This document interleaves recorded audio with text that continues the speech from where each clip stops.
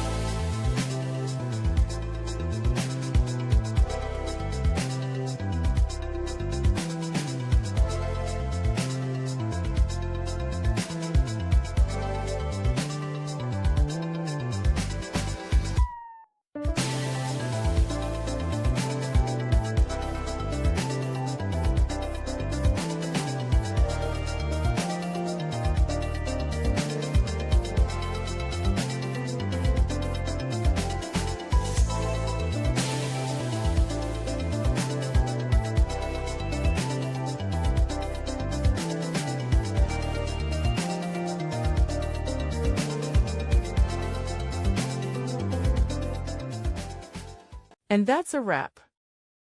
I hope you found the answer you were looking for. If you did, take a second to hit that subscribe button. It really helps out. And let me know in the comments which solution worked best for you. See you next time in the debug zone.